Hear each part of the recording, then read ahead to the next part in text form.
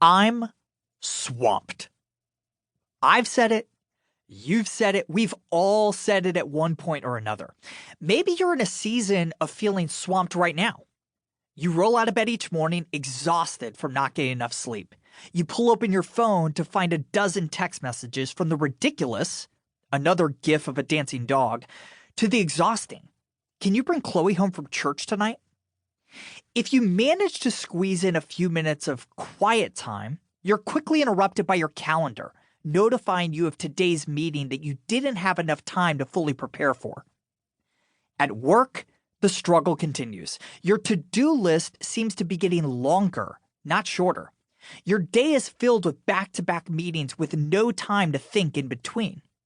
When you are finally able to carve out some time to focus on some real work, that familiar ambient anxiety creeps in, leading you to question if the project you're working on is the right thing for you to be focused on at that moment.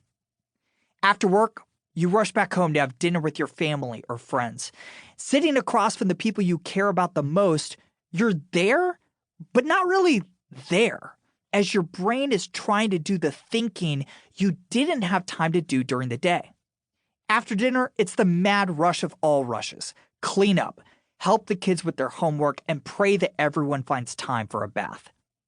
After streaming your favorite show, studying for an exam, or cramming in a few minutes of reading, you check email one last time and go to bed, only to wake up and do it all over again the next day. Sound familiar? Of course, this is an extreme picture of what it looks like to be swamped, but I'm afraid it's closer to reality than most of us care to admit. Increasingly, it feels like time happens to us, like we're running a race that's impossible to win. We feel beholden to our calendars, watches, and to-do lists rather than having dominion over these tools that promise to make our lives easier and more productive. We have too much to do and not nearly enough time to do it. In short, we're swamped. The Bible tells us that more than 2,000 years ago, Jesus' disciples were swamped in a different way. Luke 8:22 through 23 records the scene. One day, Jesus said to his disciples, "Let us go over to the other side of the lake." So they got into a boat and set out.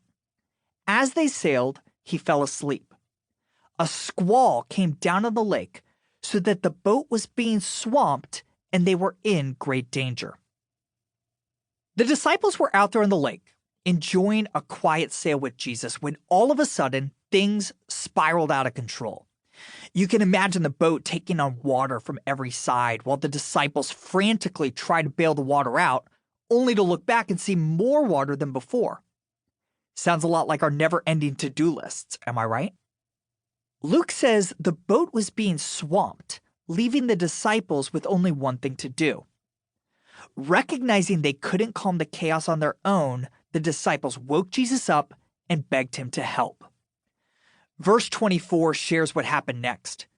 Jesus got up and rebuked the wind and the raging waters. The storm subsided and all was calm.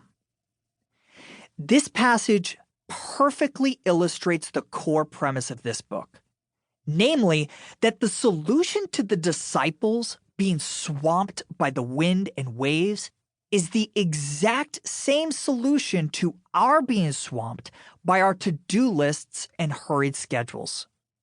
The solution to our perennial struggle with time management is found in Jesus Christ.